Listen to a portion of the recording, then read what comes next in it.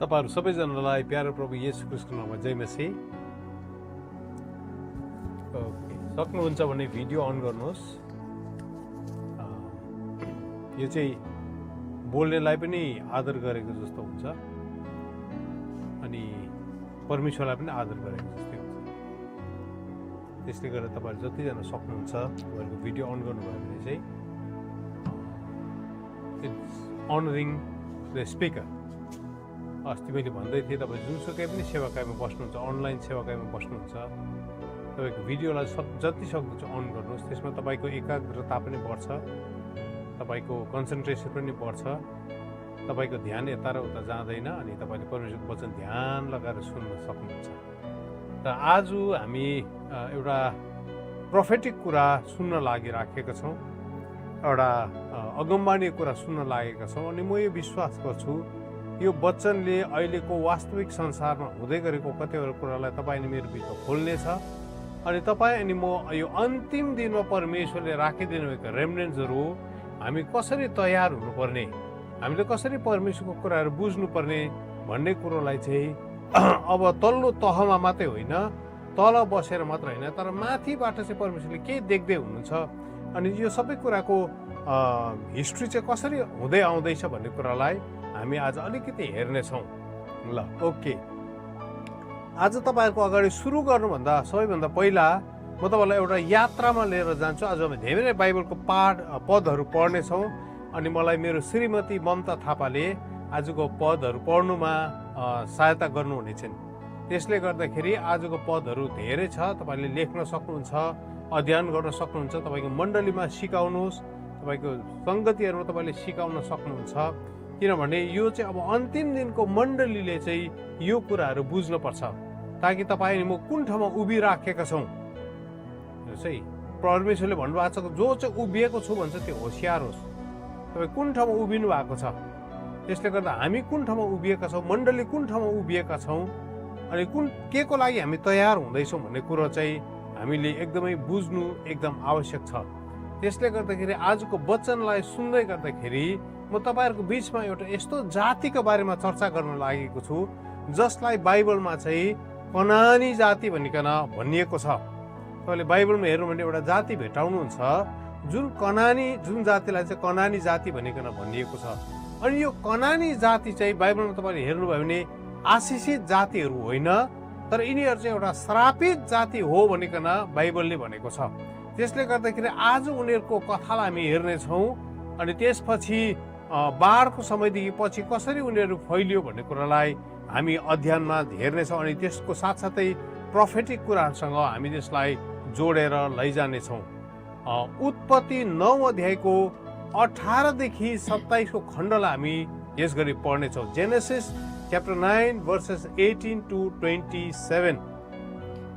जहाजबाट बाहिर निस्किआएका नोआका छोराहरू सेम, हाम र यपेत हुन्। हाम चाहिँ कनानका पिता थिए। नोआका छोराहरू यिनै 3 जना थिए। यिनीहरूबाट समस्त पृथ्वी भरियो। माटोमा काम गर्ने नोआले दाखबारी लगाए।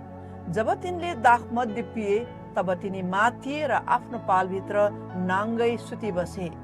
कनानका पिता हामले आफ्नो पिताको नाङ्गोपन देखेर बाहिर आए आफ्ना दुवै दाजुहरूलाई बताइदिए। तर सेम र यपेतले एउटा लुगा लिए र दुवैले आफ्नो काँधमा हाले र पछिल्तिर सर्दै सर्दै गएर तिनीहरूले आफ्ना पिताको नग्नता ढाकिदिए। तिनीहरूका मुख पछिल्तिर फर्केको हुनाले तिनीहरूले आफ्नो पिताको नाङ्गोपन देखेनन्। जब नोआलाई मध्यको निन्द्राले छोड्यो र तिनका कान्छा छोराले गरेको कुरो तिनले थाहा पाए तब तिनले भने, श्रापित होस् कनान, त्यो आफ्नो दाजुहरूका कमाराहरूको पनि कमारो हुनेछ। तिनले यसो पनि भने, सेमका परमप्रभु धन्य कहुन्, कनान त्यसको दास होस्।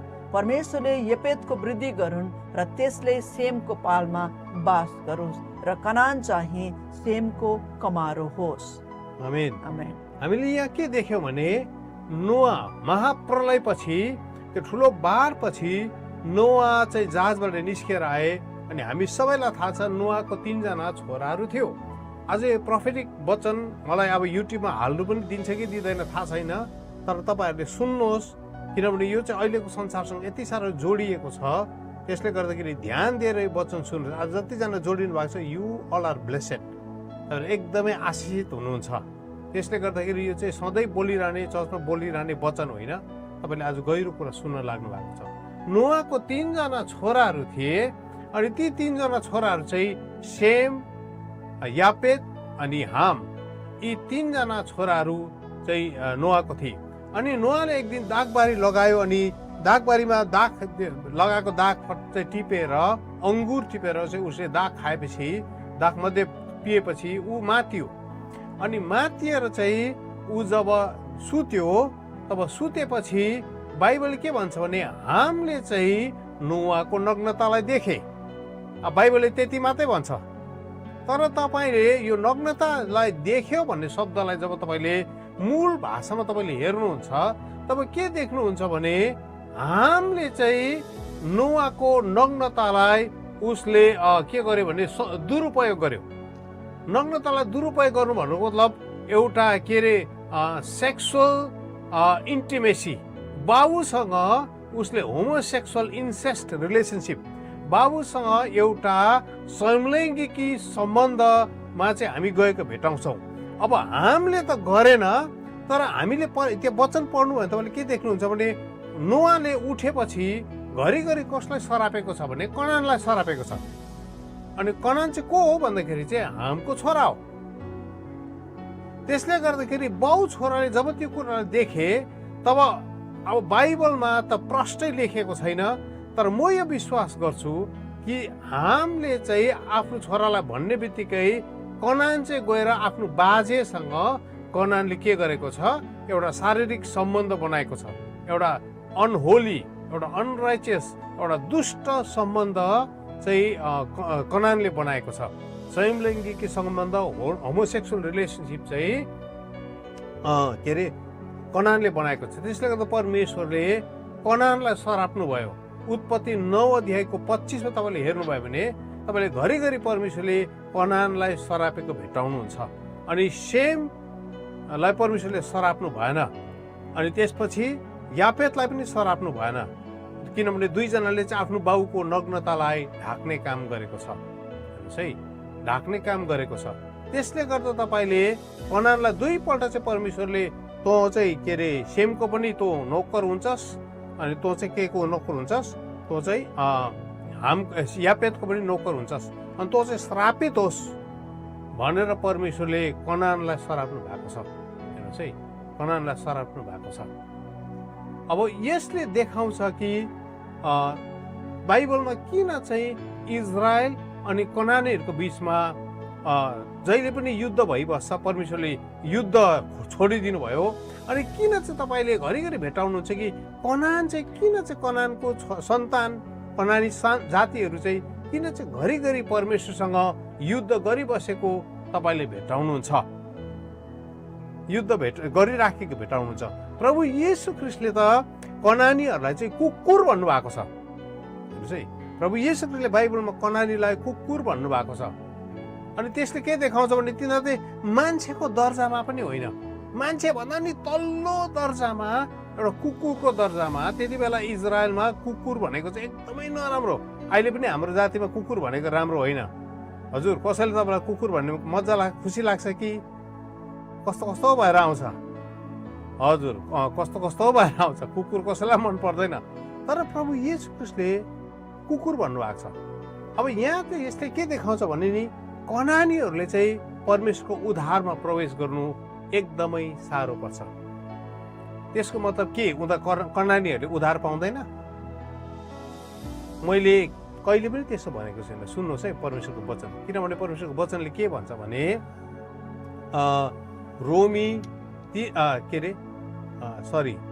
बाइबलले के भन्छ भने रोमी 3 अध्यायको 23 ले के भन्छ भने किनकि सबैले पाप गरेका छन् र परमेश्वरको महिमासम्म पुग्नबाट चुकेका छन्।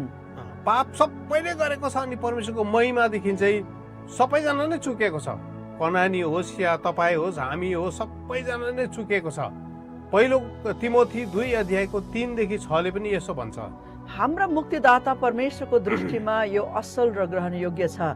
सबै मानिसहरूले मुक्ति पाउन् र तिनीहरू सत्यको ज्ञानमा आउन् भन्ने इच्छा उहाँ गर्नुहुन्छ। किनकि परमेश्वर एउटै हुनुहुन्छ, परमेश्वर र मानिसहरूका बीचमा मध्यस्थ पनि एउटै हुनुहुन्छ, मानिस येशू ख्रीष्ट। उहाँले सबैका छुटकाराका मोलको निम्ति आफैलाई सुम्पिदिनु भयो, जुन कुराको गवाही ठिक समयमा दियो।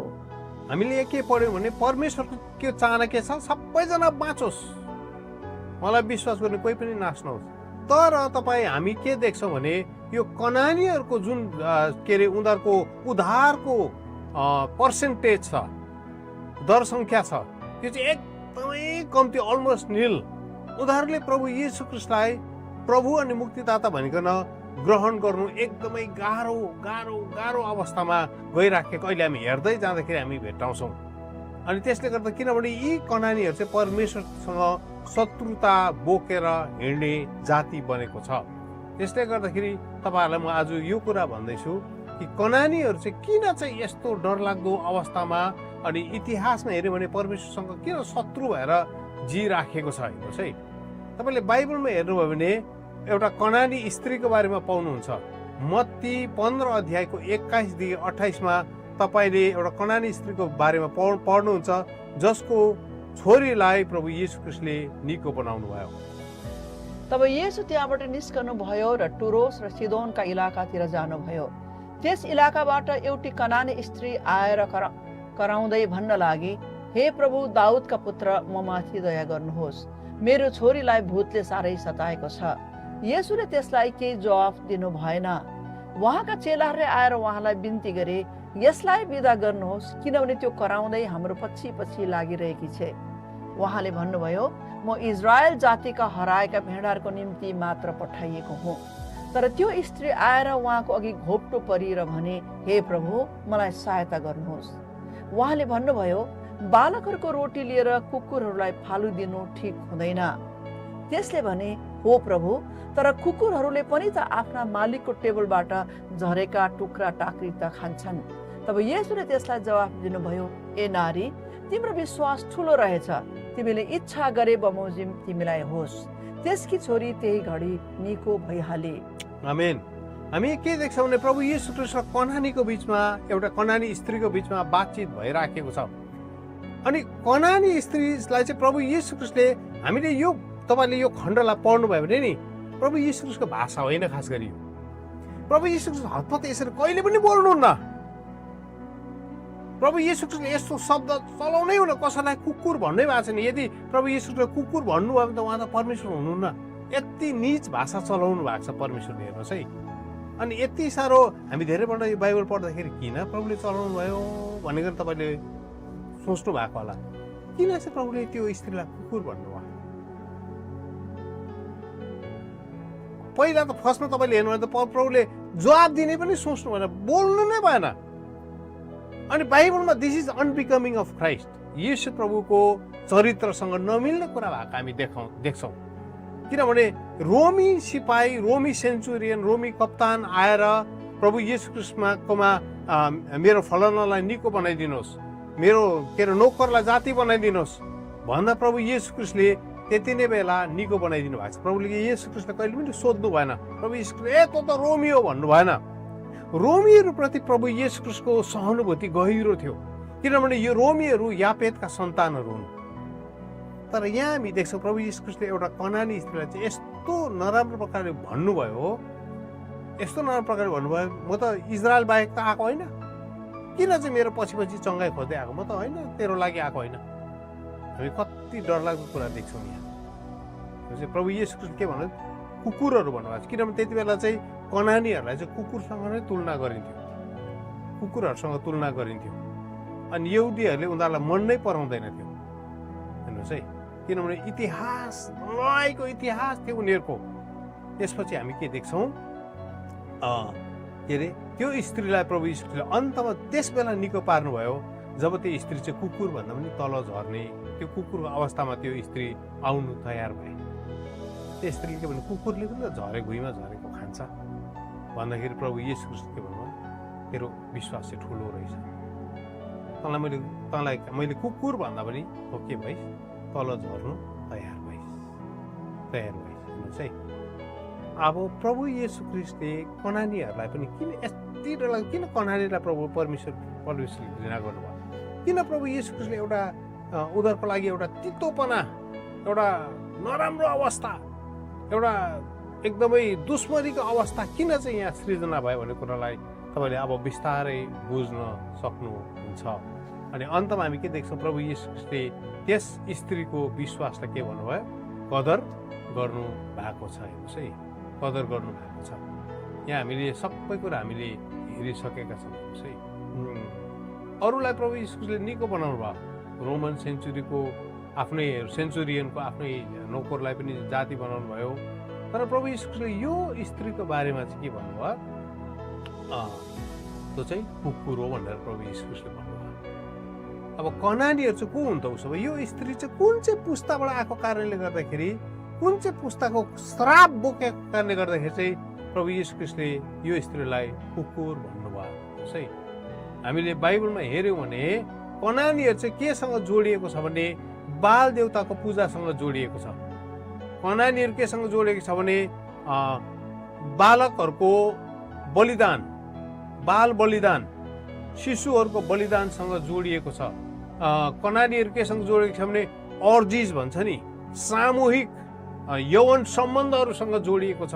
तपाईँले बाइबल पढ्नुभयो भने के अरे कनानीहरू केसँग जोडिएको छ भने टेम्पल प्रस्टिट्युसनसँग, मन्दिरमा वेश्यावृत्ति, वेश्यागमनसँग के अरे यो उयोहरू जोडिएको छ, कनानीहरू जोडिएको छ। त्यसपछि बिस्टियालिटीसँग जोडिएको छ। बिस्टियालिटी भनेको चाहिँ पशुहरूसँग सम्भोग गर्ने कुराहरूमा यो कनानीहरू लिप्त भएको छ। त्यसपछि इन्सेस्ट भनेको चाहिँ एउटै परिवारभित्र बाउ आमा छोरा छोरीको बिचमा अनैतिक सम्बन्ध, दुष्ट सम्बन्ध, नराम्रो सम्बन्धहरू गाँस्ने कुराहरू, शारीरिक सम्बन्ध, सेक्सुअल रिलेसनसिप, शारीरिक सम्बन्धका कुराहरू जोडिने कुराहरू चाहिँ हामी यो कनानी जातिहरूतिर भित्र हामी भेट्टाउँछौँ। अब म तपाईँहरूलाई अलिकति लेवी 18 अध्यायको 3देखि 30 चाहिँ लामो छ, तर त्यसको केही खण्डहरू म तपाईँलाई पढेर सुनाउने छु। तिमीहरूले प्रवास गरेको मिश्रीका रीतिथिति नमान्नु, अनि अब म तिमीहरूलाई कनान देशमा लैजाँदैछु, यसकारण त्यहाँका रीतिथिति र विधिहरू पनि नमान्नु। तिमीहरूले मेरो विधान र विधिहरू पालन गरेर त्यस अनुसार चल्नुपर्छ। म परमप्रभु तिमीहरूका परमेश्वर हुँ। तिमीहरूले मेरा यी विधि विधानहरू पालन गर्नु, किनभने ती पालन गर्ने मानिस तीद्वारा नै जीवित रहनेछ। म परमप्रभु हुँ। तिमीहरू मध्ये कसैले पनि आफ्नो नजिकको साइनो पर्नेसित सहवास नगरोस्। म परमप्रभु हुँ। तेरी आमासित सहवास गरेर आफ्नो बुबालाई सर्वमा नपार, त्यो तेरी आमा हो, त्यससित तैँले सहवास नगर। तैँले आफ्नी बुबाकी पत्नीसित सहवास नगर, त्यसो गर्नाले तैँले आफ्नो बुबाको अपमान गर्छस्। तैँले आफ्नै साखै दिदी बहिनी अथवा आफ्ना आमा वा बुबापट्टिकी झड्केली छोरीसित सहवास नगर, त्यो आफ्नै घरमा होस् कि बाहिर जन्मिएर बढेकी होस्। आफ्नो छोरापट्टिकी होस् कि छोरीपट्टिकी होस्, तैँले आफ्नो नातिनीसित सहवास नगर, त्यसबाट तैँले आफ्नै अपमान गर्नेछस्। तैँले आफ्नै सौतिनी आमापट्टिकी छोरीसँग सहवास नगर, त्यो तेरो बहिनी हो। तैँले आफ्नै फुपूसित सहवास नगर, त्यो तेरो बुवाकी नजिकी नातेदार हो। तैँले आफ्नै आमाकी दिदी बहिनीहरूसित सहवास नगर, त्यो तेरी आमाकी नजिकी नातेदार हो। तैँले तेरी बडी आमाकी काकीसित सहवास गरेर आफ्ना बुवाका दाजुभाइको अपमान नगर, त्यो तेरी बडी आमा अथवा काकी हो। तैँले आफ्नो बुहारीसित सहवास नगर, त्यो तेरो छोराकी पत्नी हो। तैँले त्यससित सहवास नगर। तैँले आफ्नै भाउजू वा भाइ बुहारीसित सहवास गरेर आफ्नो दाजुभाइको अपमान नगर। कुनै स्त्री र त्यसकी छोरी दुवैसित तैँले सहवास नगर, अनि त्यसको छोरा अथवा छोरीपट्टिकी नातिनीसित पनि सहवास नगर, तिनीहरू नजिकका नातेदार हुन्। यसो गर्नु दुष्टता हो। तैँले आफ्नै पत्नीकै जीवनकालमा त्यसकी दिदी वा बहिनीलाई सौता ल्याएर सहवास नगर। कुनै स्त्रीका रजस्वालाको समयमा त्यससित सहवास नगर। तैँले पर स्त्रीसित सहवास नगर, त्यसरी तैँले आफूलाई अशुद्ध नपार। आफ्ना छोराछोरी मोलेकको निम्ति आगोमा चढाएर आफ्ना परमेश्वरको नाउँ अपवित्र नपार। म नै परमप्रभु हुँ। स्त्रीहरूसँग झैँ पुरुषसँग सम्भोग नगर, त्यो घृणित कार्य हो। कुनै पशु प्राणीसित सम्भोग गरेर तैँले आफूलाई अशुद्ध नपार। स्त्री पनि सम्भोग गर्नलाई पशु प्राणीसित नसुतोस्, यो अस्वाभाविक दुराचरण हो। यस्ता सबै कामहरूद्वारा तिमीहरू आफैलाई अशुद्ध नपार। म तिमीहरूका सामुनेबाट जुन जातिहरूलाई निकाल्दैछु तिनीहरू यी सबै कुरामा नै अशुद्ध भएका छन्। त्यसरी नै त्यो देश अशुद्ध भएको हो, अनि मैले त्यसमाथि त्यसको अधर्मको दण्ड उठाएँ र देशले आफ्नो बासिन्दाहरूलाई उकेलेर फ्याँकिदियो। तर चाहे स्वदेशी होस् चाहे तिमीहरूका बीचमा प्रवास गर्ने परदेशी होस्, तिमीहरूले मेरो विधि विधानहरू पालन गर्नु र यस्ता घिनलाग्दा कामहरू नगर्नु, किनभने यस्ता सबै घिनलाग्दा कामहरू त्यस देशका पूर्व बासिन्दाहरूले गरे र त्यो देश अशुद्ध भयो। मेरो विधि विधान पालन नगरेर यदि तिमीहरूले त्यस देशलाई अशुद्ध पार्यो भने त्यसका पूर्व बासिन्दाहरूलाई जस्तै तिमीहरूलाई पनि त्यसले उकेलेर फ्याँकिदिनेछ। कसैले यी मध्ये कुनै घृणित काम गर्यो भने त्यो आफ्ना मानिसहरूबाट बहिष्कार गरियोस्। यसकारण अघिकाहरूले गरिआएका घृणित काम तिमीहरूले चाहिँ नगर्नु र आफैलाई अशुद्ध नगर्नु भनी मैले दिएको आदेश पालन गर। म परमप्रभु तिमीहरूका परमेश्वर हुँ। आमेन। यो सबै कुरा कहाँ हुँदै थियो रहेछ? कनानीहरूको बिचमा। उनीहरूको जातिमा यो त एकदम प्रचलनमा चलिराखेको कुराहरू रहेछ। अहिले हामीले जति पनि लिस्टलाई पढ्यौँ अनि परमेश्वरले भन्नुहुन्छ तिमीहरू प्रतिज्ञाको देशमा अब जाँदैछौ, अनि हामी यो पुस्ता पनि हामी प्रतिज्ञाको देशभित्र पस्दैछौँ। बिस्तारै प्रभु येशूको आगमनको लागि हामी तयार हुँदैछौँ। अनि यो आगमनको लागि प्रभु येशूको आगमनको लागि तयार, अनि उहाँको देखिने राज्यभित्र प्रवेश गर्न तयार हुँदै गर्दा परमेश्वरले अहिलेको मण्डलीलाई पनि यो कुरा भन्दै हुनुहुन्छ, यो कुरोहरूदेखि होसियार, यो कुरोहरूदेखि जोगिनु, यो कुराहरूको प्रभावमा नपर्नु। हेर्नुहोस् न, तपाईँले यो कुरोलाई तपाईँले अध्ययन गर्न सक्नुहुन्छ। प्रभुले भन्नुभयो वार्निङ, त्यो देशले तँलाई उकेलेर फ्याँकिदिन्छ। त्यसले गर्दाखेरि तँ यो देशमा प्रतिज्ञाको देशमा पस्नु अगाडि यो कुनै पनि कुरा गर्ने छैन। अब्राहमले आफ्नो छोराको लागि जब बुहारी चुन्नको निम्ति, बुहारी ल्याउनको निम्ति, बुहारी छान्नको निम्ति जब एलिएजर आफ्नो नोकरलाई पठाए, एलिएजरलाई अब्राहमले के भनेको छ? उत्पत्ति 24 अध्यायको 3 पद, जेनेसिस 24:3। म तँलाई स्वर्ग र पृथ्वीका परमप्रभु परमेश्वरको यो शपथ खान लगाउँछु कि तैँले मेरो छोरालाई अहिले म बसेको ठाउँका कनानीका छोरीहरूमध्ये कसैलाई विवाह गर्न नल्याइदिनु। अब्राहमले आफ्नो छोराको लागि बुहारी के भन्दैछ?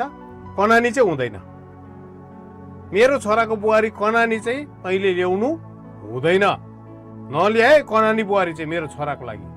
पछि गइकन इजाकले पनि याकुबको लागि बुहारी ल्याउने कुरा गर्दै गर्दा के भनेको छ इजाकले याकुबको बारेमा? उत्पत्ति 28 अध्यायको 1 पद।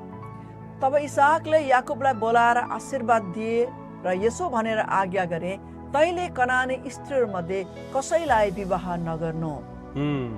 यहाँ याकुबले पनि इजाकले पनि याकुबलाई के भन्दैछ? कनानी स्त्रीहरूमध्ये कसैलाई बिहा नगर। त्यहाँ लेनदेन रहनसहन नै चल्दैन कनानीहरूसँग।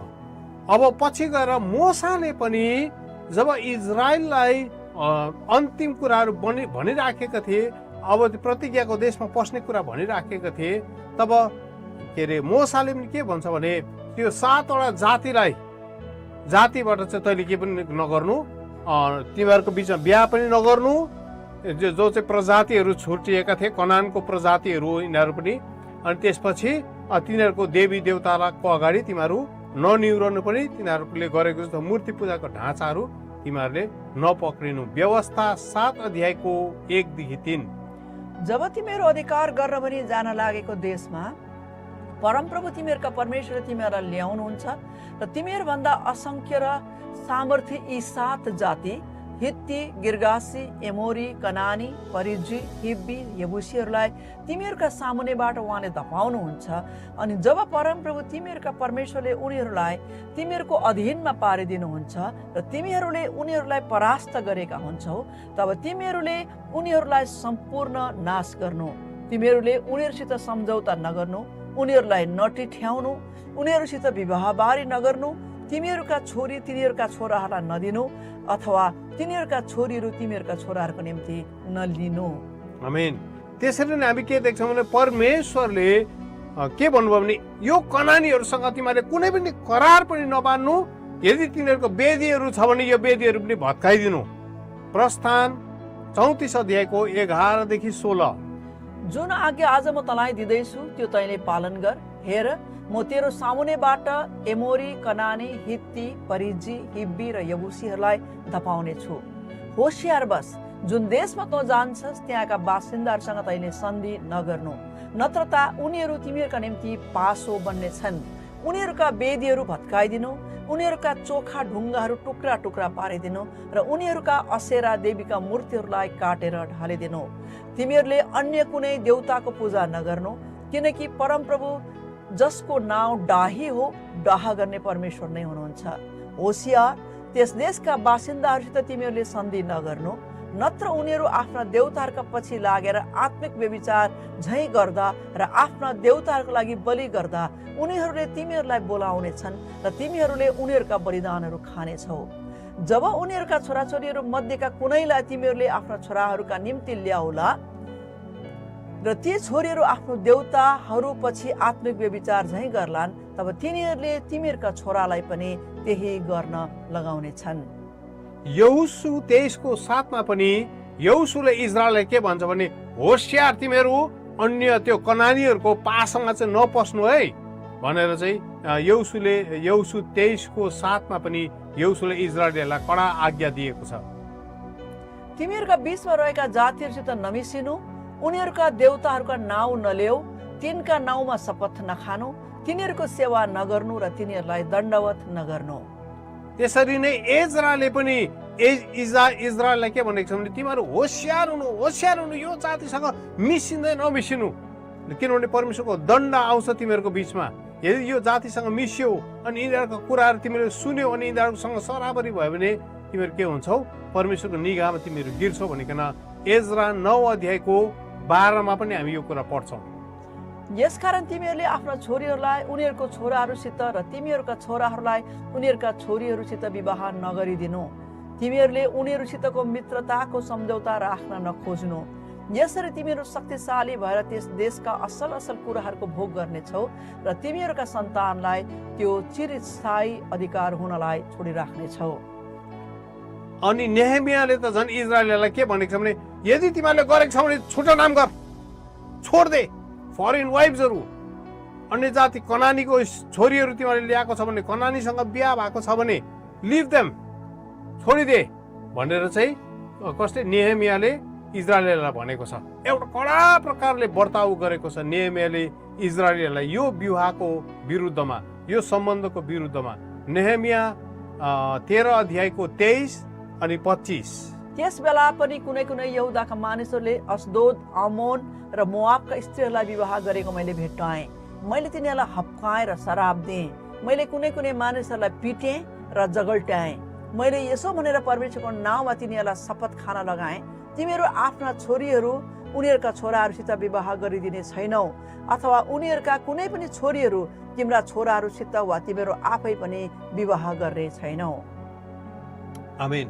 अर्को हामी के पढ्छौँ भने परमेश्वरले के भन्नुभएको छ भने व्यवस्था 23 अध्यायको 2 पदमा चाहिँ बास्टार्डहरू, बास्टार्ड अब अङ्ग्रेजीमा चाहिँ बास्टार्ड भन्छ, अब के अरे हिन्दीमा चाहिँ हरामी भन्छ।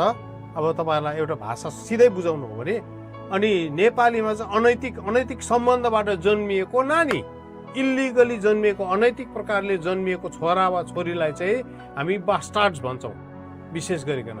अनि त्यसको बारेमा परमेश्वरले के भन्नुभएको छ भने त्यस्तो अनैतिक सम्बन्धबाट कनानीहरूसँग जन्मिएको जो पनि छ त्यो चाहिँ परमेश्वरको सभामा 10 पुस्तासम्म पस्ने अधिकार छैन भनिकन परमेश्वरले कडा दण्डको घोषणा गर्नु भएको छ। व्यवस्था 23 अध्यायको 2 पद। निषेध गरिएको विवाहबाट जन्मिएको मान्छे परमप्रभुको सभामा पस्नु हुँदैन। 10 पुस्तासम्म त्यसको कोही पनि सन्तान परमप्रभुको सभामा पस्न पाउने छैन। अम्मोनी वा मोआबी परमप्रभुको सभामा पस्न पाउने छैन। 10 पुस्तासम्म उनीहरूको कोही पनि सन्तान परमप्रभुको सभामा पस्न पाउने छैन। अब म तपाईँहरूलाई एउटा अच्छा त्योभन्दा अगाडि म तपाईँलाई एउटा कुरा भन्छु। एसाउले कनानीहरूलाई बिहा गरे अनि एसाउले कनानीलाई विवाह गरेको कारणले गर्दाखेरि कतिवटा कुरा तितो भयो, सम्पर्क जीवनहरू तितो भयो अनि त्यसले चाहिँ यहुदाको कुललाई पछिबाट प्रभाव पारेको हामी देख्छौँ। है, यहुदाको कुललाई हामीले पछिबाट प्रभाव परेको हामी देख्छौँ। अनि तपाईँले बाइबलमा के देख्नुहुन्छ भने अर्को एउटा कनानी, डरलाग्दो कनानी, तपाईँहरू सबैजनालाई यसको नाम याद छ। यो कनानी चाहिँ को हो भन्दाखेरि जेजेबेल। जेजेबेल रानी चाहिँ को थियो? आहाबको श्रीमती। अनि यो जेजेबेल रानी पनि पहिलो राजा 16:31 तपाईँले हेर्नुभयो भने यो जेजेबेल चाहिँ कनानी स्त्री थियो भनेर बाइबलले भन्छ, जसले चाहिँ सारा इजरायललाई तहस नहस बनाइदियो, सारा इजरायललाई खत्तम बनाइदियो। अब म तपाईँहरूलाई यो जाति चाहिँ अब चाहिँ अहिले चाहिँ के हो, अहिले चाहिँ के भयो त यो जाति?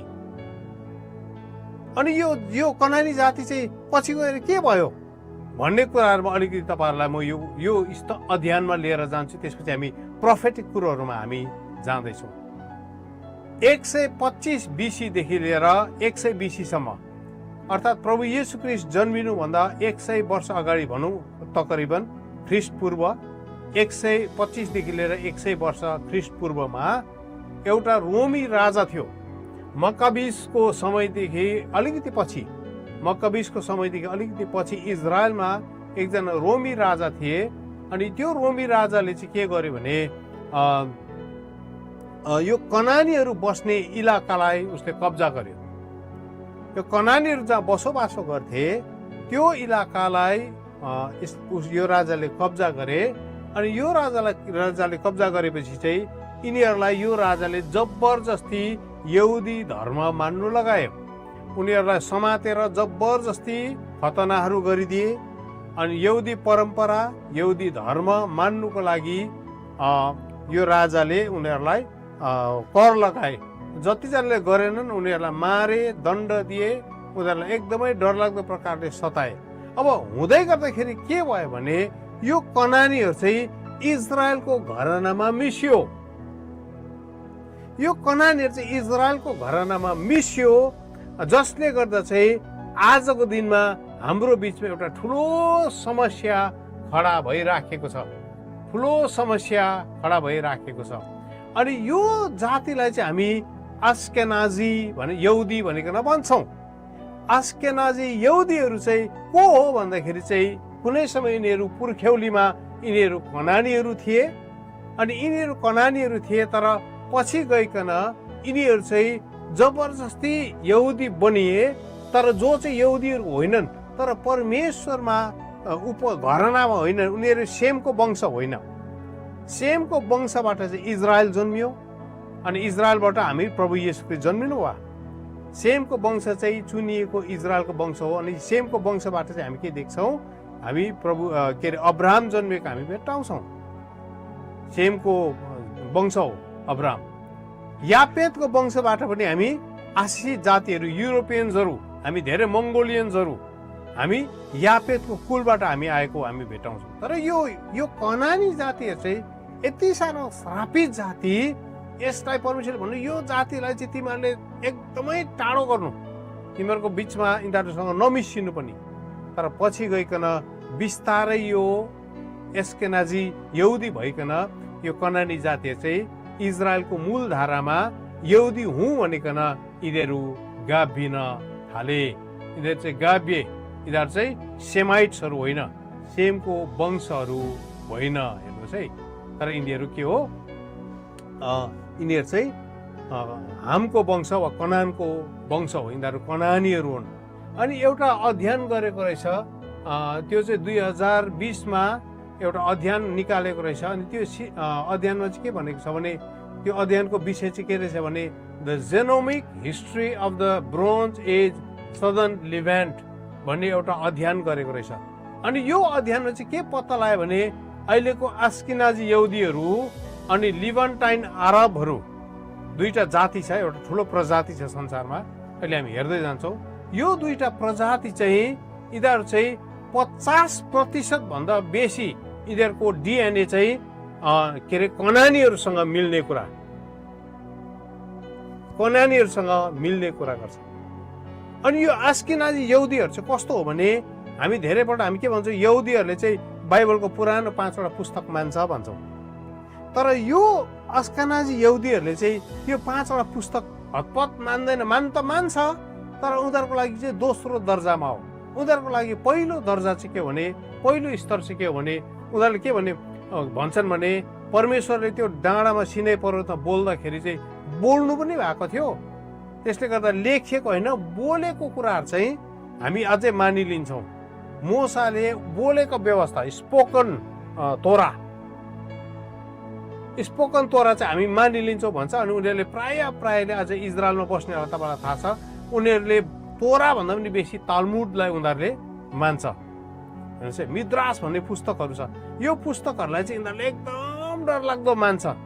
अनि यो तालमुदहरू चाहिँ एकदमै डरलाग्दो किताबहरू हो। एकदम यिनीहरूको स्यानहेड्रिन भन्ने किताबहरू छ, एकदम डरलाग्दो। अनि स्यानहेड्रिन भन्ने किताबहरू कस्तो छ, अब अहिलेको संसारमा परिस्थितिमा तपाईँले यो आस्किनाजी यहुदीहरू चाहिँ कस्तो हुन्छ भन्ने कुरालाई हामी हेर्छौँ। यो स्यानहेड्रिनमा मैले दुईटालाई कुरालाई अलिकति निकालेको छु। तालमुदमा तपाईँले हेर्नुभयो भने, यो तालमुदमा तपाईँले पढ्नुभयो भने गित्तिन भन्ने एउटा भित्र पुस्तक छ। जस्तो हाम्रो बाइबलमा उत्पत्ति, प्रस्थान, लेवी, गन्तीहरू छ भने उनीहरूको तालमुदमा चाहिँ एउटा गित्तिन भन्ने छ। अनि गित्तिनको 57को क खण्डमा गित्तिन भन्ने पुस्तकको तालमुदभित्र गित्तिन भन्ने पुस्तकको 57को पहिलो खण्डमा तपाईँले हेर्नुभयो भने त्यहाँ के लेखिएको छ भने नि यीशु ख्रिस्टको बारेमा के हो भनेर उनीहरूले सोध्दै गर्दा यीशु ख्रिस्ट चाहिँ के हो भनेको छ भने यीशु ख्रिस्ट चाहिँ के अरे उम्लिँदै गरेको मलमूत्र, यीशु ख्रिस्ट चाहिँ उम्लिँदै गरेको मलमूत्रमा चाहिँ नर्क कुण्डमा पाकेर बसिराखेको छ भन्ने चाहिँ उनीहरूको यो गित्तिन भन्ने पुस्तकमा लेखिएको छ। त्यसले गर्दा उनीहरूले प्रभु यीशु ख्रिस्टलाई सक्दो घृणा गर्छ। प्रभु यीशु ख्रिस्ट अनि क्रिस्चियन भनेपछि यिनीहरूको लागि एकदमै एक नम्बरी दुश्मनी हो। बाहिरबाट उनीहरूले दुनियाँभरको देखाउँछ, तर भित्र चाहिँ यिनीहरू परमेश्वरका छोराछोरीको एउटा डरलाग्दो दुश्मन हो। अर्को डरलाग्दो कुरो के छ, निदा भन्ने यिनीहरूको पुस्तक छ। निदा भन्ने पुस्तकको तपाईँले 44को बी दोस्रो खण्ड, ख खण्ड अनि 45को क खण्डलाई तपाईँले हेर्नुभयो भने अब यहाँ चाहिँ सुन्नुहोस्, यहाँ चाहिँ एउटा रब्बी छ। अनि त्यो रब्बीले के भनेको छ भने त्यो रब्बीले चाहिँ के भनेको छ भने नि एउटा छोरी मान्छेसँग चाहिँ एउटा शारीरिक सम्बन्ध राख्नु चाहिँ कहिलेदेखि चाहिँ सुहाउँछ भनेर जब सोधिएको छ, एउटा छोरी, सुन्नुहोस् है, एउटा छोरी मान्छेसँग शारीरिक सम्बन्ध राख्नु चाहिँ कहिलेदेखि सुहाउँछ भनेको सोधेको बेलामा यो रब्बीले चाहिँ के भनेको छ भने नि एउटा छोरी मान्छेसँग चाहिँ ऊ 3 वर्ष अनि 1 दिन पुगेपछि चाहिँ उसलाई के अरे शारीरिक सम्बन्ध, सेक्सुअल इन्टरकोर्स,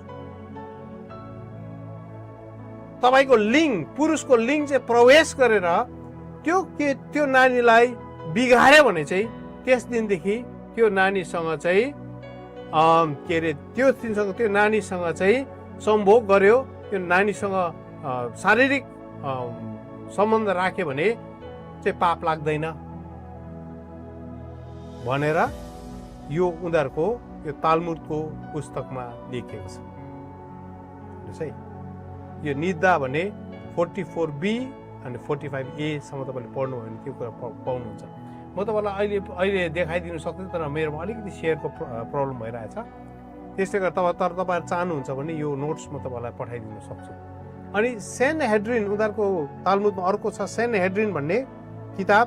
त्यसको 59A चाहिँ के लेखेको छ भने यदि अन्य जातिले चाहिँ तोरा पढ्यो भने त्यो तोरा पढ्यो भने चाहिँ अन्य जातिलाई ढुङ्गाले लोर्याएर मार्नु, ढुङ्गाले हिर्काएर त्यो अन्य जातिलाई मार्यो भने पनि तिमीहरूलाई दोष लाग्दैन भनेको छ। हेर्नुहोस् है,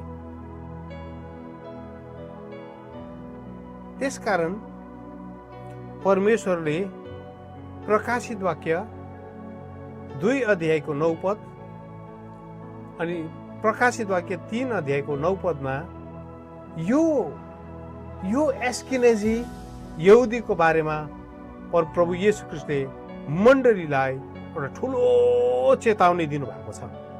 ठुलो चेतावनी दिनुभएको छ। उत्पत्ति 2 अध्यायको 9 पद, प्रकाशित वाक्य 2 अध्यायको 9 पद। म तिम्रा कष्टहरू र तिम्रो दरिद्रतालाई जान्दछु, तर तिमी त धनी नै छौ। म तिनीहरूलाई चिन्दछु जसले आफूलाई यहुदी हौ त भन्छन्, तर वास्तवमा तिनीहरू होइनन्। तिनीहरूले गरेका निन्दा म जान्दछु। तिनीहरू शैतानको सभागार हुन्। प्रभु येशूले के भन्दै हुनुहुन्छ भने नि, यो यिनीहरू चाहिँ यहुदी भन्छ तर यहुदी होइन यिनीहरू। याकुबको 12 कुलमा छैन यिनीहरू। याकुबको तपाईले त्यो अस्केनाज यहुदीलाई तिमीहरू कुन कुलबाट आएको भने भन्नु सक्दैन। तिनीहरू जबरजस्ती मिसिएको हो। अनि बाल देवतादेखि लिएर अघि हामीले जुन जुन पढ्दै थियौँ सबै कुरो ल्याएर चाहिँ मिसाएको, सबै कुरो ल्याएर मिसाइदियो। अनि प्रभु येशू ख्रीष्टले के भन्दै हुनुहुन्छ भने तिनीहरू यहुदी त भन्छ तर यहुदी होइन, तिनीहरूसँग होसियार, तिनीहरू चाहिँ शैतानको सिनागोगहरू, शैतानको सभा हुन् भनेर प्रभु येशू ख्रीष्टले भन्नुभयो। मैले त्यो यो आजको के अरे चर्चाको विषय, आजको वचनको विषय राख्दाखेरि शैतानको सभा राख्दै कतिजनालाई छक्कै परेछ। हजुर के हो शैतानको सभा? हो, यही हो शैतानको सभा। शैतानको सभा भनेको चाहिँ के हो? हजुर जसले चाहिँ आफूलाई यहुदी भन्छन् तर यहुदी होइनन्, यहुदी होइनन्। प्रकाशित वाक्य 3 अध्यायको 9 पद। अब यहाँ भन्दै गर्दाखेरि म के भन्न चाहन्छु भने अब पहिला चाहिँ यिनीहरू अलिअलि बाहिर मात्रै मिसिएको थियो, तर पछि गइकन त यिनीहरू त नि पुजारीहरूसम्म, यहुदीहरूको पुजारीको पदहरूसम्म अनि शासकहरूको पदसम्म पनि यिनीहरू पुगेर गएको छ। प्रकाशित वाक्य 3 अध्यायको 9 पद। हेर, शैतानको सभाघरका यहुदी नभए तापनि यहुदी हौ भनी झुटा बोल्नेहरूलाई म आएर तिम्रा चरणमा ढोग्न लगाउने छु र तिमीलाई म प्रेम गर्दछु भन्ने तिनीहरूलाई बुझाइदिनेछु। प्रभु येशूले के भन्नुभयो? यहुदी होइन तर तिमीहरू जबरजस्ती यहुदी भनेर सबलाई ढाँट्दैछौ, यहुदी भनेर तिमीहरू ढाँट्दैछौ। अनि यो जाति चाहिँ यस्तो डरलाग्दो जाति छ जुन जातिको बारेमा अहिले हामी हेर्दै जानेछौँ। यूहन्ना 8 अध्यायको 44देखि 42देखि 55 तपाईँले पढ्नुभयो भने के देख्नुहुन्छ भने प्रभु येशू ख्रीष्टले फरिसीहरू, अब यो फरिसीहरू कहाँबाट आयो? हौ यो जब त्यो के अरे जोन हर्क्यानुस भन्ने राजाले जब चाहिँ इजरायलीहरूलाई कनानीसँग मिसायो, कनानीसँग जबरजस्ती मिसाउँदाखेरि चाहिँ एउटा प्रजाति निस्किएको चाहिँ फरिसीहरू।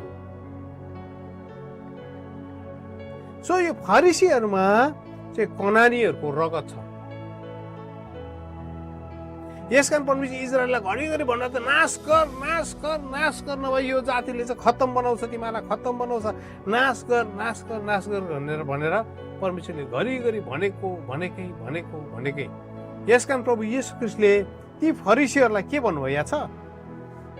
यूहन्ना 8 अध्यायको 42देखि 55 तपाईँले पढ्नुभयो भने प्रभु येशू के भन्नुभयो भने तेरो बाउ चाहिँ को हो?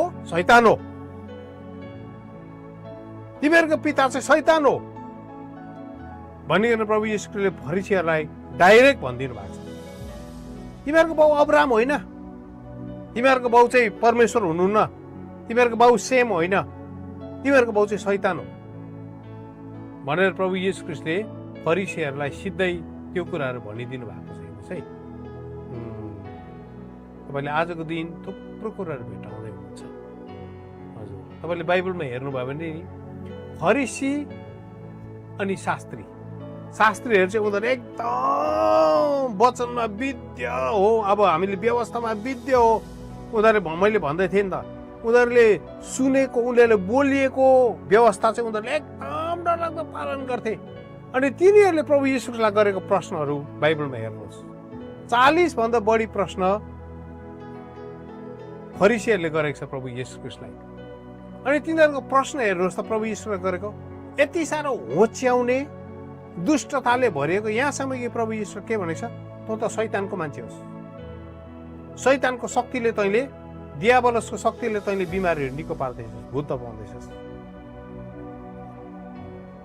तँ त भूत लागेको होस्, तँ चाहिँ के अरे पापीहरूसँग बसेर खाने होस्। यति डरलाग्दो यिनीहरूले प्रभु येशू ख्रिस्टलाई पनि के गरेको छ, साह्रो पारेको छ, यिनीहरूले अठ्याएको छ। यिनीहरूको प्रश्नहरू तपाईँले बाइबल पढ्न सक्नुहुन्छ। अनि मैले सोच्दै थिएँ, अन्त के अरे सदुकीहरूले पनि त प्रश्न गरेको छ, तर सदुकीहरूको प्रश्न नि, सदुकीहरूको प्रश्न सबै नै के छ भने, सदुकीहरूले पुनरुत्थानको बारेमा मात्रै उनीहरूको थियोलोजिकल अन्डरस्ट्यान्डिङ, उनीहरूको धर्मको ज्ञान चाहिँ पुनरुत्थानको बारेमा नबुझेको कारणले गर्दा मात्रै उनीहरूले प्रभुलाई सोधेको छ। तर फरिसीहरूले गरेको प्रश्न चाहिँ प्रभुलाई कहिले चाहिँ तल झारौँ, कहिले मारौँ, कहिले खतम पारौँ, कहिले नष्ट पारिदिउँ भनिकन यिनीहरूले जहिले पनि यो कार्य गरेको छ। हेर्नुहोस् है, तपाईँलाई आज म भनिदिउँ, हेरोद राजा पनि फरिसी हो। तपाईँले सोच्नुहुन्छ किन चाहिँ प्रभु येशू ख्रिस्टलाई हेरोदले क्रुसमा टाँग्यो? अघि हामीले भन्दै थियौँ नि, हामदेखि आएको बगेर आएको श्राप पनि परमेश्वरले दिनुभएको शत्रुता, त्यो चाहिँ बग्दै बग्दै बग्दै आएर यहाँसम्म आइपुग्यो कि जबसम्म यीशुलाई क्रुसमा टङ्ग्याएन यिनीहरूले शान्ति नै पाएन, यिनीहरूले मनमा शान्ति नै पाएन। त्यसले गर्दा हेरोदको छोरा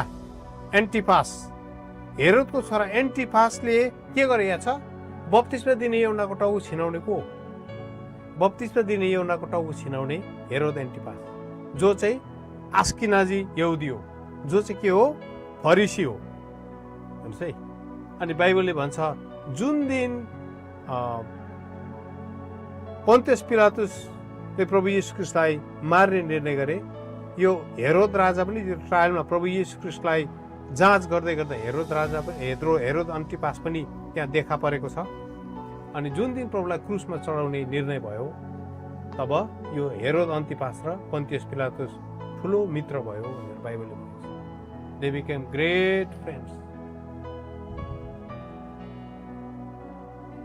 अघि मैले तपाईँलाई भन्दै थिएँ, यो आस्किनाजी यहुदीहरू, यो फरिसीहरू, यो कनानको सन्तानहरू चाहिँ यति डरलाग्दो छ। यिनीहरू यहुदी होइनन्, तर यिनीहरूले के भन्छ, यिनीहरूको तर यिनीहरूको वंशावली छैन, यिनीहरूको पुर्खावली छैन, यिनीहरू यहुदाको के अरे परमेश्वरको घरानाको कुनै कुलमा पनि छैन। 12 कुलमा यिनीहरू कोही पनि आउँदैन। तर यिनीहरू चाहिँ परमेश्वरको विरुद्धमा शत्रुता बोकेर हिँडिराखेको छ। परमेश्वरको विरुद्धमा यिनीहरूले काम गरेर हिँडिराखेको छ। आज तपाईँलाई भनिदिउँ, इजरायल स्वतन्त्र हुँदै गर्दा बेलफोर डिक्लेरेसन भन्छ। बेलफोर डिक्लेरेसन एउटा सन्धि चाहिँ इङ्ल्यान्डको रानी भिक्टोरियाले इजरायल चाहिँ अब देश बनिनु सक्छ भनिकन एउटा कागज पत्रमा हस्ताक्षर गरेर त्यो कागज पत्र दिएको छ। त्यो कागज पत्र दिँदै गर्दा सबभन्दा अगाडि गएर त्यो कागज पत्रलाई लिने मान्छे को थिएछ? हजुर, लायोनेल वाल्टर रोथसाइल्ड। तपाईँले रोथसाइल्ड परिवारको बारेमा तपाईँले पढ्नुभयो भने के देख्नुहुन्छ भने, रोथसाइल्ड चाहिँ को थियो अब भन्दाखेरि, तपाईँले रोथसाइल्ड भन्ने मान्छे चाहिँ को थियो भन्दाखेरि नि, एकजना फ्र्याङ्कफर्ट जर्मनीमा एकजना मान्छे थियो, इजाक एकनन बाखरा भन्ने एकजना मान्छे थियो। अनि यो मान्छे चाहिँ पछि गएर फ्र्याङ्कफर्टमा उसले एउटा सानो दोकान स्थापित गर्यो। अनि त्यो दोकानमै उसको घर पनि भयो। अनि त्यो घरको नाम चाहिँ उसले रोथसाइल्ड भनेर घरको नाम पछिबाट राख्यो। अनि त्यो घरको नाम रोथसाइल्ड राखेको कारणले गर्दा त्यो घरमा उसको 5 जना छोराहरू जन्मिए। अनि 5 जना छोराहरू जन्मिएपछि जब छोराहरू हुर्क्यो तब त्यो छोराहरू एउटा छोरालाई उसले कहाँ पठायो, प्यारिस पठायो, अर्को छोरालाई फ्र्याङ्कफर्ट पठायो, अर्को छोरालाई लन्डन पठायो, अर्को छोरालाई भियना पठायो, अनि अर्को छोरालाई नेपल्स, इटालीको नेपल्स भन्ने ठाउँमा पठायो। यो छोराहरूलाई 5वटा ठाउँमा पठाइकन यो परिवारले के गर्यो भने अब चाहिँ हामीले संसारको डल्लै अर्थनीतिलाई, डल्लै संसारको फिनान्सियल कुरालाई चाहिँ अब हामीले हात पार्नुपर्छ भनिकन चाहिँ त्यसपछि उनीहरू जसै यो मिसनमा लागि परे अनि त्यसपछि उनीहरूले बिस्तारै बिस्तारै गरिकन संसारको डल्लै डल्लै डल्लै अर्थव्यवस्थादेखि लिएर सरकारदेखि लिएर यहाँसम्म कि नेपालको सरकारलाई पनि उनीहरूले नै चलाइराखेको छ। भारतको सरकारलाई पनि चलाउने रोथसाइल्ड हो, युद्ध गराउने रोथसाइल्ड हो। यो यति डरलाग्दो शक्तिशाली परिवार भएर गयो, अमेरिका चलाउने रोथसाइल्ड। हेर्नुहोस् है, अनि यिनीहरू चाहिँ के हो भन्दाखेरि आस्किनाजी यहुदीहरू हुन्। दुईटा देशमा लडाइँ गराउनु पर्यो भने सजिलो छ। के अरे नेपाल र भारतमा लडाइँ गराउनु पर्यो भने नेपाललाई पनि हतियार दिन्छ, हतियार बेच्छ, अनि भारतलाई पनि हतियार बेच्छ। अब दुईजनाकोमा हतियार भएपछि के गर्ने हो, लडाइँ पर्ने त हो नि हजुर। अनि लडाइँ पर्दै जाँदाखेरि हतियार चाहिँदै जान्छ, त्यहाँदेखि सप्लाई लो। हेर्नुहोस् है, आफै बोक्सी आफै धामी। अहिले डल्लै संसार चाहिँ खास गरी हामी देख्छौँ नि, नेपालमा सरकार परिवर्तन भयो, कुनै के भारतमा सरकार परिवर्तन भयो, यिनीहरू त सानो मनो झुसे मुसे खेलाडी मात्रै हो। संसारको अर्थनीतिको त्यो लेभलमा उभिएर डल्लै संसारमा राज गर्ने रहेछ रोथसाइल्ड, आस्किनाजी यहुदी परिवार। हेर्नुहोस् है, यहुदी परिवार। अब यहाँदेखि चाहिँ हामी प्रोफेटिक कुरा, यो दिनहरूको प्रोफेटिक कुरा पाउँछौँ। जेफ्री एप्स्टिन सुन्नुभएको नाम, कसले सुन्नुभएको छ जेफ्री एप्स्टिन? तपाईँ सबैजना सुन्नुभएको छ जेफ्री एप्स्टिन, खुसी लाग्यो। जेफ्री एप्स्टिन को? जेफ्री एप्स्टिन आस्किनाजी यहुदी हो, कनानी हो।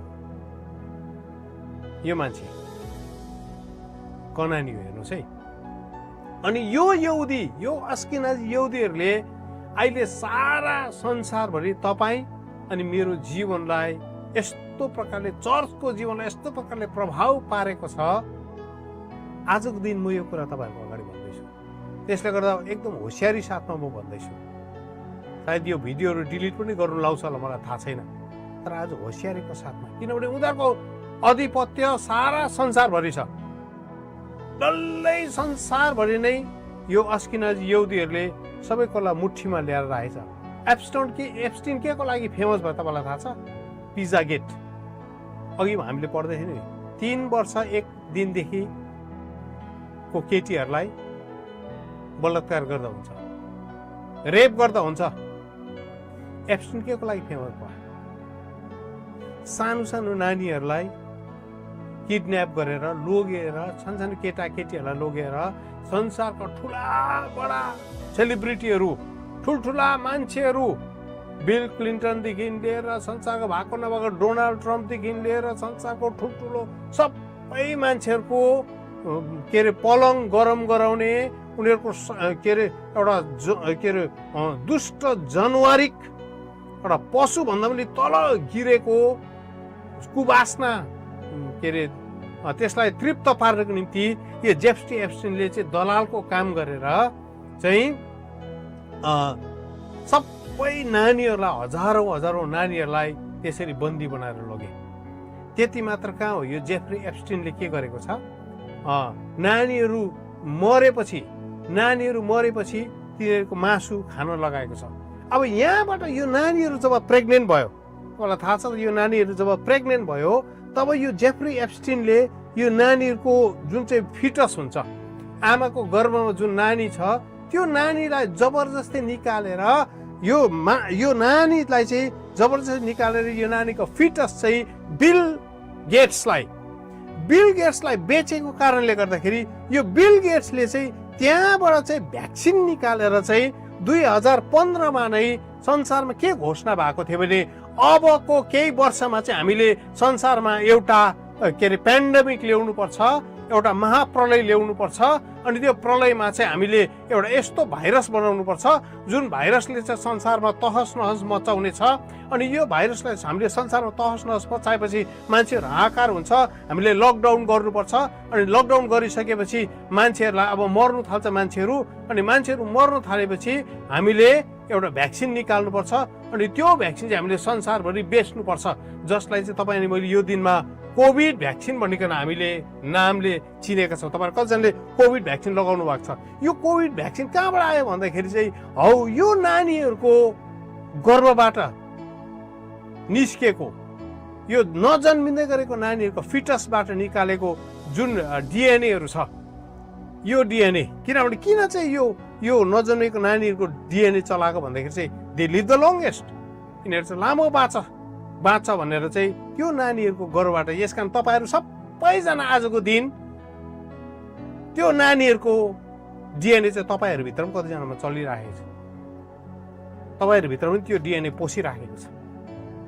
हामी कोभिड भन्दै दुनियाँभरको लगायौँ नि हामीले शरीरमा हो यो काण्डबाट त्यति मात्र कहाँ हो त्यो फिटसको कुरा त भिन्दै फिटस मार्ने कुरा त भिन्दै हो अर्गन सप्लाई हात सप्लाई खुट्टा काटेर खुट्टा सप्लाई के अरे kidney supply liver supply lung supply आँखा सप्लाई सबै कुराहरू मार्केटिङ डरलाग्दो माफिया अनि मासुहरू यी सेलिब्रिटीहरू चाहिँ नानीको मासुहरू खानेसम्म पनि अवस्थामा पुगे बसेर मजाले नानीहरूको मासुहरू खान थाले नानीहरूको रगतहरू पिउन थाले। यी साना साना नानीहरूको रगतहरू पिएपछि उनीहरूले के भन्यो भने यो सानो सानो नानीहरूको यो फिटसहरूको रगतहरू हामीले पियो भने यो नानीहरूको मासु हामीले खायो भने हामीमा अजम्बरिता आउँछ लन्जेभिटी आउँछ हाम्रो जीवन राम्रो हुन्छ भनिकन यिनीहरूले यो कुराहरू प्रयोग गर्न थाल्यो। आज तपाईँ अनि म यो कुराभित्र हामी प्रवेश गरेका छौँ। हामीलाई कुनै कुराले अब यो कुरा त हामीभित्र प्रवेश गरेको कारणले गर्दाखेरि हामी पनि यसमा संलग्न भएका छौँ है।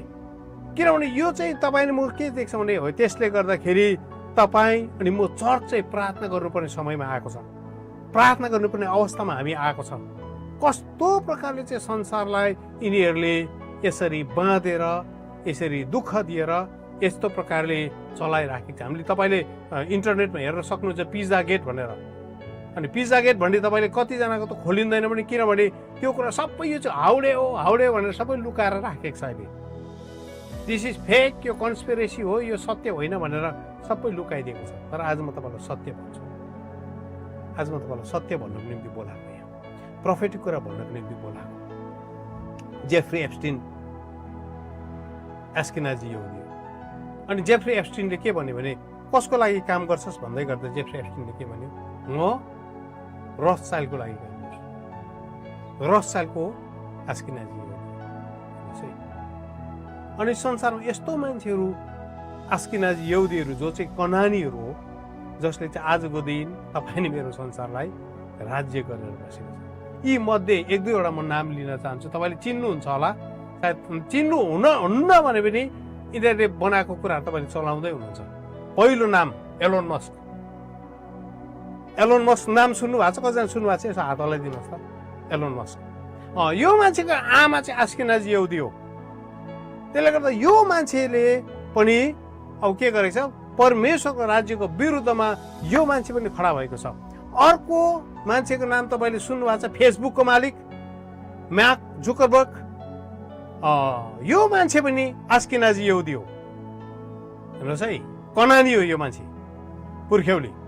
अर्को मान्छे तपाईँले नाम सुन्नु भएको छ ल्यारी फिङ्क भन्ने चाहिँ यो मान्छे चाहिँ ब्ल्याक रक भन्ने कम्पनीको फाउन्डर अनि सिइओ यो कम्पनीलाई सुरु गर्ने। अनि ब्ल्याक रक चाहिँ वर्ल्डको संसारको सबैभन्दा ठुलो the largest financial asset management company देशहरूको अर्थव्यवस्थालाई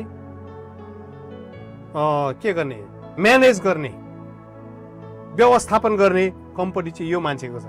अनि हालैमा मात्र भारत सरकारले यो मान्छेको कम्पनीलाई भारतमा पनि पस्नु दियो। ब्ल्याक रकले अब भारतको सबै सेयर मार्केटहरू भारतको सबै अर्थनीतिहरू तय गर्छ। डल्लै भारतमा पनि पस्नु दियो। अब BlackRock world's largest financial asset management company, यो ल्यारी फिङ्क भन्ने मान्छे, यो पनि एस्केनाजी यहुदी हो, कनानी हो यो मान्छे। अर्को मान्छे छ सर्जी ब्रिन भन्ने, सर्जी ब्रिन। अब यो मान्छे चाहिँ को भन्नुहुन्छ भने तपाईँले गुगल सुन्नुभएको छ, गुगल हजुर गुगलको सिइओ हो यो मान्छे, गुगलको सिइओ हो यो मान्छे पनि एस्केनाजी यहुदी हो। अर्को मान्छे तपाईँले के अरे अर्को मान्छे तपाईँको नाम लिएर आउँदै गर्दा जेनेट येलेन भन्ने अर्को लेडी छ।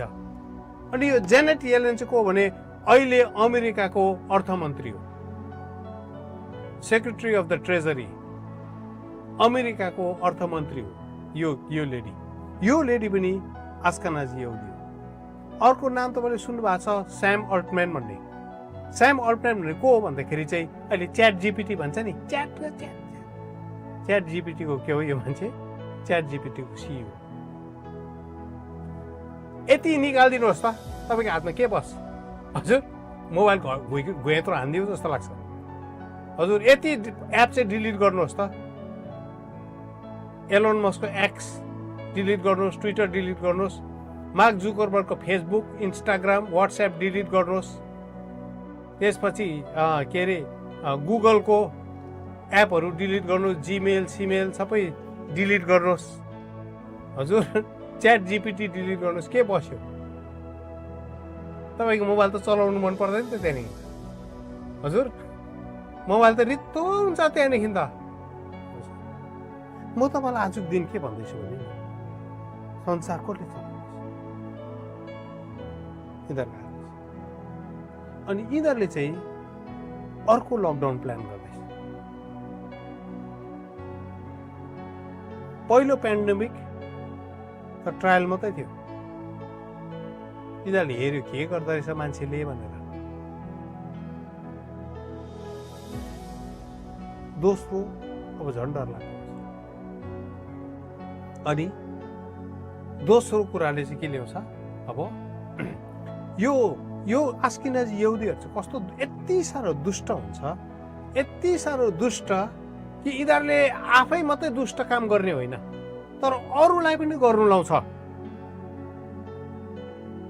अरूलाई पनि दुष्ट काम गर्नु लाउँछ। हेर्नुहोस् है, यो जेफ्री एप्स्टिनले आफै मात्रै बिग्रेन, आफै मात्रै यसले नानीहरूको बच्चाहरूको बलात्कार अनि तस्करी गरेन, बच्चाहरूको जीवनसँग आफै मात्रै खेलेन, तर यो मान्छेले अरूलाई गर्नु लगायो, अरूलाई पनि गर्नु लगायो, अरूलाई पनि तानेर बोलाएर एलेन डिजेनेरेस भन्ने मान्छेहरू, त्यसपछि के अरे थुप्रो अरू मान्छेहरूलाईदेखि लिएर स्टिफेन स्पिलबर्गदेखि लिएर बलिउड हलिउडका मान्छेहरूदेखि लिएर हाम्रो भारतको पनि थुप्रो मन्त्रीहरूको कसको नामहरू आएको छ। सबै सारा संसारलाई नै मुछेर यिनीहरूले आफै मात्रै दुष्ट होइन तर बाइबलले के भन्छ भने तिमीहरू भन्दा डरलाग्दो दुष्ट बनाएर तिमीहरूले छोड्छौ, झन् खराब बनाएर तिमीहरूले छोड्छौ। अनि यिनीहरू चाहिँ हौ यस्तो खालको दुष्ट दुष्ट परमेश्वरको शत्रुहरू हो।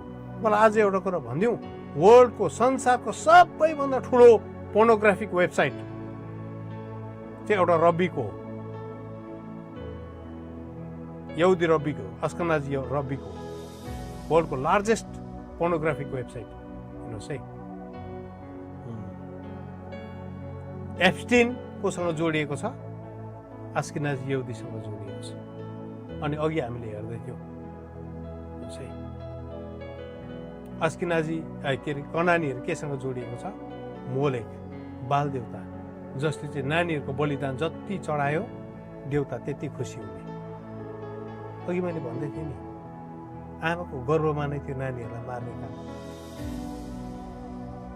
सानो सानो 3 वर्ष 2 वर्षको नानीहरूदेखि लिएर उँभोको नानीहरूलाई बलात्कार गर्ने काम, शारीरिक शोषण गर्ने काम, उनीहरू मर्यो भने उनीहरूको मासु खाने काम, उनीहरूलाई बलात्कार दिन कति महिना कति वर्षसम्म त उनीहरूलाई त बाँधेर राख्यो।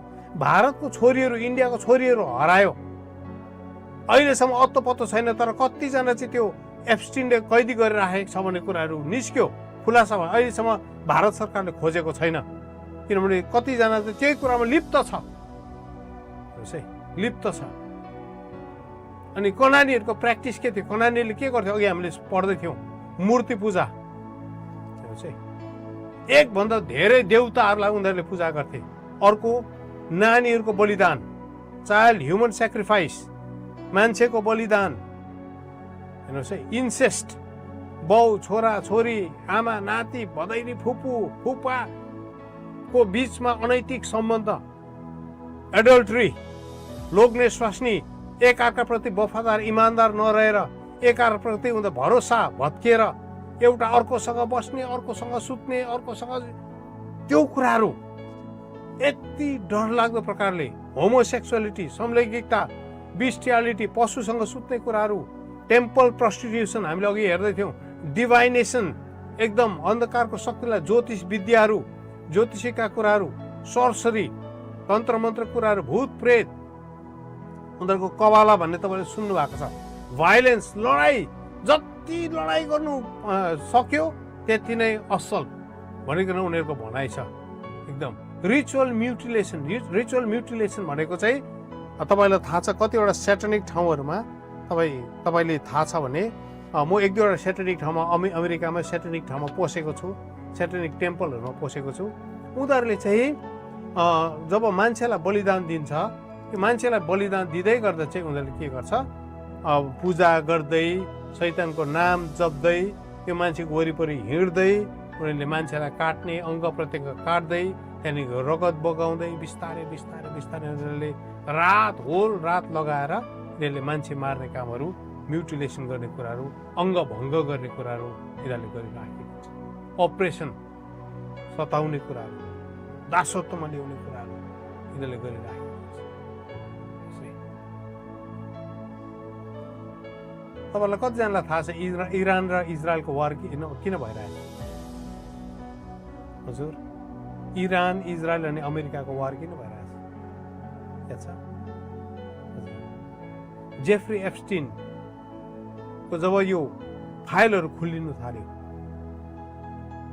तब यो आस्किनाजी यहुदीहरू अतालिनु थाले। अनि उनीहरूसँग सम्बन्धित मान्छेहरू अतालिनु थाल्यो। अनि हतार के गर्यो?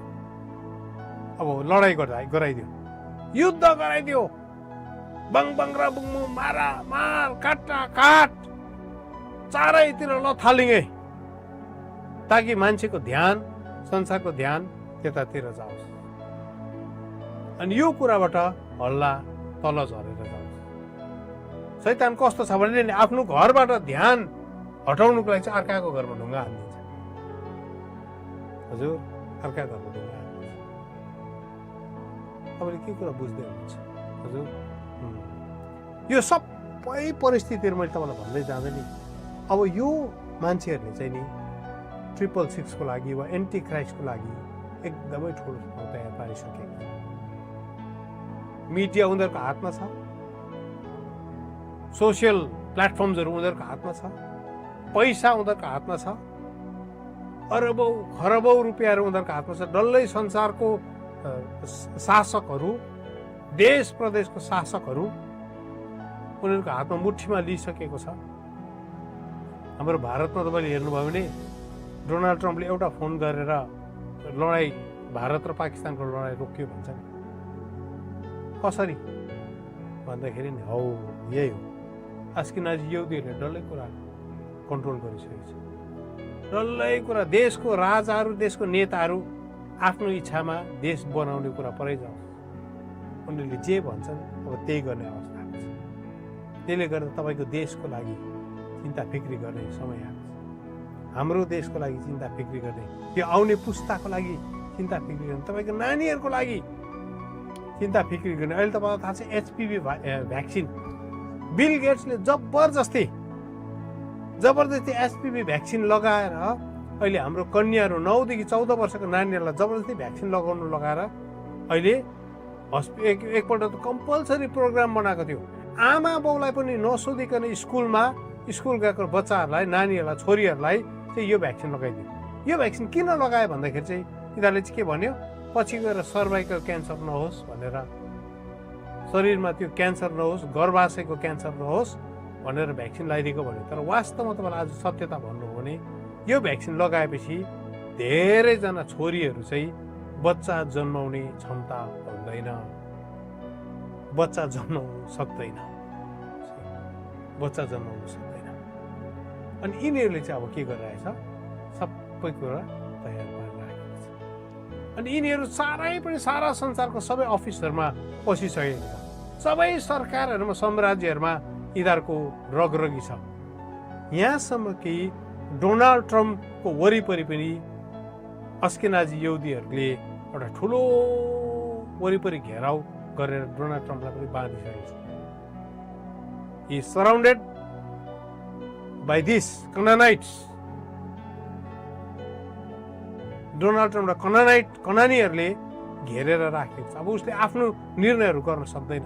त्यसकारण तपाईँ जतिजना अमेरिकाबाट हुनुहुन्छ डोनाल्ड ट्रम्पको लागि धेरै प्रार्थना गर्नुहोस्। मलाई लाग्छ डोनाल्ड ट्रम्पलाई मारिनेछ, डोनाल्ड ट्रम्पलाई एसासिनेट गरिन्छ। परमेश्वरले 4 वर्ष डोनाल्ड ट्रम्पलाई राज्य गर्नु दियोस् अनि ऊ स्वतन्त्रतामा उसले राज्य गर्नु सकोस् भनेर चाहिँ अमेरिकाहरूले चाहिँ प्रार्थना गर्नुपर्छ। तब एनी टाइम जब डोनाल्ड ट्रम्पको काम सकिन्छ, प्रयोग भइसक्छ, अब यो राष्ट्रपतिलाई यिनीहरूले मार्छ।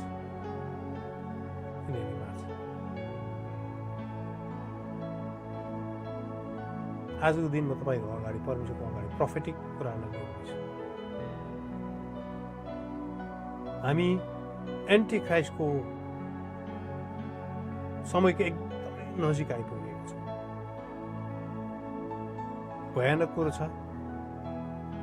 तपाईँले जतिजना युरोपबाट हुनुहुन्छ, यदि युरोपबाट हुनुहुन्छ यो वचन सुन्दै हुनुहुन्छ भने युरोपमा DI वालेट भनेर एउटा स्किम सुरु गरेको छ।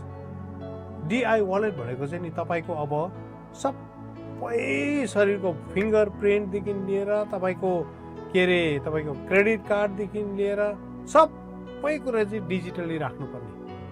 तपाईँको हातमा केही पनि हुँदैन। इन्डियामा डिजी लकर भनेर छ आजकल, सबै सुरु भइसक्यो, सबै एभ्रिथिङ डिजिटल। अब के हुन लागेको छ, यो डिजिटल हुने बित्तिकै सबै कुरा के हुन्छ, अब शरीरमा चिप लाउने कुरा हुन्छ। सजिलो, कसैलाई कम्पल्सन गरिँदैन, कसैलाई करकाप गरिँदैन, तर यस्तो प्रकारले पेश गरिन्छ। अब तपाईँले हेर्नुहुन्छ, तपाईँले गुगलमा पनि भेटाउन थाल्नुहुन्छ, अब तपाईँले युट्युबमा भेटाउन थाल्नुहुन्छ, फेसबुक। किनभने अघि मैले पढ्दै थिएँ कसको हो यो कम्पनी, सबै कम्पनीहरू मिलेर चाहिँ एउटा यस्तो माहौल तयार गरिदिन्छ कि तपाईँको शरीरमा चिप छैन भने, तपाईँको शरीरमा यो चिप छैन भने, यो हातमा लगाएको वा निधारमा लगाएको चिप छैन भने केही पनि एक्सेस पाउनुहुन्न। तपाईँ कहीँ पनि जानु सक्नुहुन्न, तपाईँले हस्पिटलमा एडमिसन पाउनुहुन्न, तपाईँले सौदा किन्न जानु सक्नुहुन्न, तपाईँको नानीहरूले स्कुलमा एडमिसन पाउँदैन, तपाईँको कोही मऱ्यो भने तपाईँले ग्रेभयार्डमा मान्छे गाड्नु पाउनुहुन्न, तपाईँले केही पनि पाउनुहुन्न, तपाईँले सक्नुहुन्न। एभ्रिथिङ विल बी स्टप, सबै कुरा बन्द हुन्छ। यो समयमा मण्डली पुग्दै गर्दा चाहिँ अब त्यो दुनियाँभरको आधारभूत सानसानो कुराहरू बुनियादी कुराहरू हामी छोडिदिउँ। अब सानसाना कुराहरू, तेरो मण्डली र मेरो मण्डली, यो र त्यो, हजुर कसरी खानुहुन्छ, देब्रे हातले खानुहुन्छ कि हुँदैन, दाहिने हातले खानुहुन्छ कि हुँदैन, यसरी बस्दा कस्तो हुन्छ, यसरी बस्दा कस्तो हुन्छ, अर्कोले आमिन चाहिँ लास्टमा भन्नुपर्छ कि फर्स्टमै भन्दा हुन्छ, त्यस्तो कुराहरूमा बहस गर्नु छोडेर चाहिँ माथिका कुराहरूमा मन लगाउनुहोस्।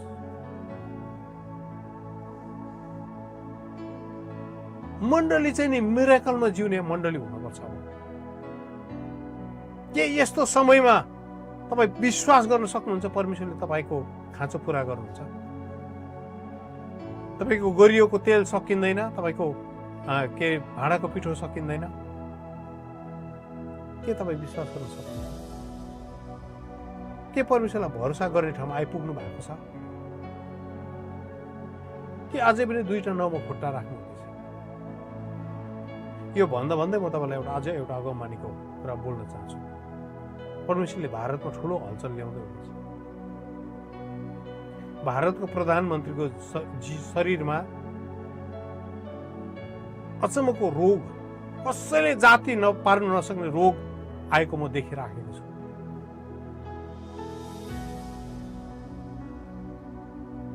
ठुलो हलचल आउँछ।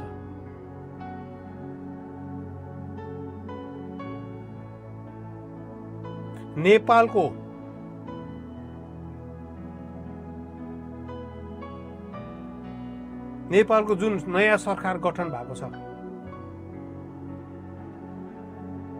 म बधाई दिन चाहन्छु जुन पनि नयाँ सरकार बनिएको छ। तर एउटा चेतावनीको वचन छ, रिसको झोंकमा सरकार बनियो। रिसको झोंकमा नेपाली जनताले लुड्न त भनेर एउटा भारी बहुमतले सरकार चुन्यो। रिसको झोंकमा केही कुरा बनियो, कतिजना मरे पनि, कतिजना के भयो। तर यहाँदेखि उता जाने हो भने नेपाल, यहाँदेखि उता नेपालले परमेश्वरको कुरा देख्ने हो भने, यदि नेपाल समृद्धिमा जाने हो भने, नेपाल आशिषमा अनुग्रहमा जाने हो भने, अब रिसले देश चल्दैन।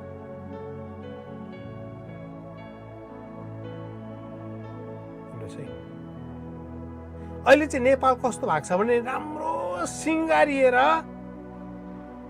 पार्टीमा निस्किएको केटी जस्तो भएको छ। राम्रो सिँगारिएर पार्टीमा केटी निस्क्यो भने के हुन्छ हजुर? 1000 जनाको आँखा हुन्छ त्यो केटीमाथि। सबले फाइदा उठाउन खोजिराखेको हुन्छ। नेपाल यही ठाउँमा आएर उभिएको छ। अब नेपालका नेताहरूले चरित्र देखाउनुपर्छ। म त भन्छु नेपालका नेताहरूले म्यानेजमेन्ट क्लासहरू लिनुपर्छ, साइकोलोजिकल क्लासहरू लिनुपर्छ।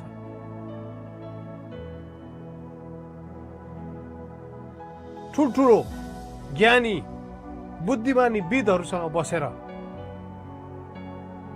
चाँडोभन्दा चाँडो धेरै कुरा सिक्नु आवश्यक छ।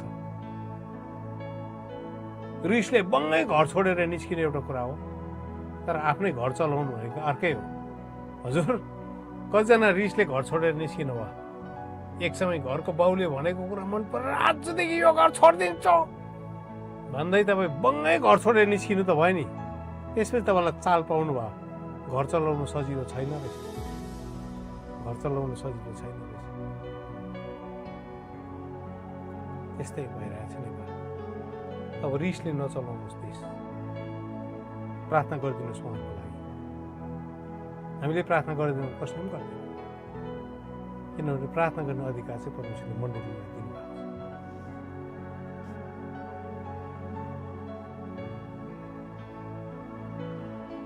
ज्ञानले, बुद्धिले, धार्मिकताले देश चल्छ। Thank you so much. आजको वचन तपाईँले सुन्नुभयो। विश्वासीहरू बलियो हुने दिन आएको छ। प्रकाशित भएको 2:10 अनुसार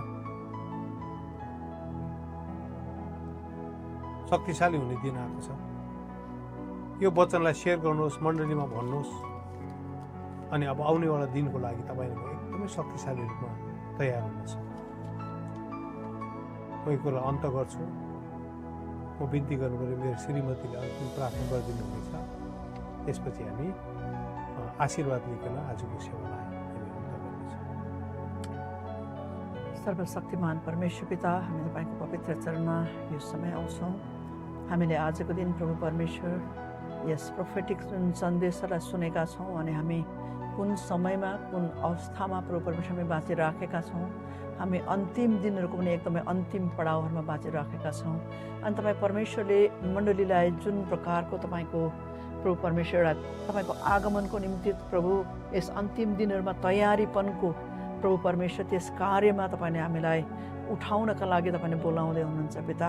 हामी मण्डलीलाई यस बेला आफ्नो वरिपरि आफ्नो वस्त्रमा लागेको धुलोलाई टकटकाएर अब तपाईँले खडा गर्न लाग्नुभएको, अब तपाईँ परमेश्वरले बोलाउनु भएको त्यो जुन चाहिँ डेस्टिनी छ प्रभु, त्यस डेस्टिनीलाई पक्रन तपाईँ पवित्र आत्मा परमेश्वरले हामीलाई सहायता गर्नुहोस् प्रभु। अब मण्डली चाहिँ प्रभु ससाना कुराहरूमा अल्मली बस्ने होइन, तर तपाईँको शक्तिमा, तपाईँको महिमामा, तपाईँको सामर्थ्यमा उभिँदै गर्दाखेरि प्रभु तपाईँले मण्डलीलाई जुन स्थानमा राख्नुभएको छ, जुन अख्तियारमा राख्नुभएको छ प्रभु, जुन ठुलो अधिकारमा तपाईँले राख्नुभएको छ प्रभु, त्यो अधिकारलाई प्रभु परमेश्वर त्यसलाई युज गर्ने, त्यसलाई इस्तेमाल गर्ने, त्यसलाई उपयोग गर्ने अनि प्रभु तपाईँको महिमाको निम्ति र तपाईँको योजनाको निम्ति प्रभु यो समयमा जिउने प्रभु परमेश्वर तपाईँले हामीलाई दिनुभएको त्यस कुरोमा हामीलाई उभिन अनि खडा हुन प्रभु तपाईँले मद्दत गर्नुहोस्। हामीलाई धेरै धेरै अल्मलाउने कुराहरू छ, संसारका कुराहरू छन्, डर छ, त्रास छ प्रभु। हामीले अघि सुनिराखेका थियौँ थुप्रो भयका कुराहरू, डरका कुराहरू, त्रासका कुराले लिएर प्रभु दुष्टले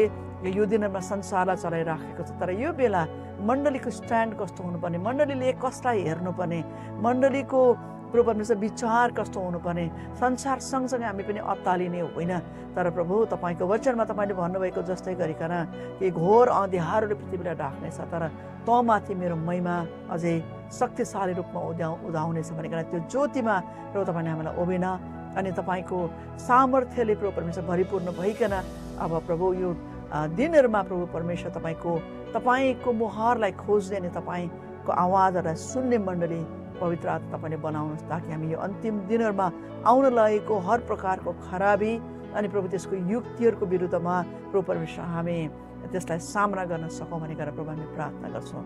जतिजनाले प्रभु परमेश्वर यस वचनलाई सुनेका छन् हरेकको साथमा तपाईँको आशीर्वाद, तपाईँको अनुग्रह प्रभु परमेश्वर रहेको, तपाईँको वचनको जगेरा गर्नुहोस् अनि यस वचनले प्रभु हरेकको जीवनमा प्रभु परमेश्वर शक्तिशाली रूपमा फल फलाउन सकेको सबै कुरोको लागि धन्यवाद बिन्तीलाई माग्छौँ हामीलाई माया गर्ने मुक्तिदाता येशू तपाईँको नाउँमा, आमेन।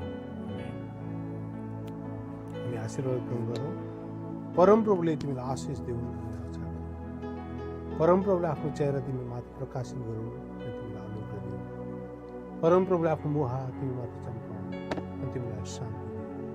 परमेश्वर पिताको प्रेम, प्रभु येशू ख्रीष्टको पवित्र आत्माको सङ्गति हामी एकजनासँग साथै अन्तिम दिनको लागि तयार भइराखेको तपाईँका छोराछोरीसँग आज नै सदा बन्नु।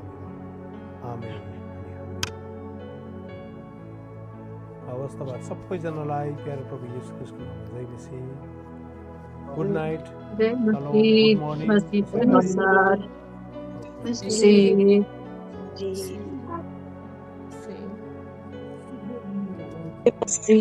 मसीह।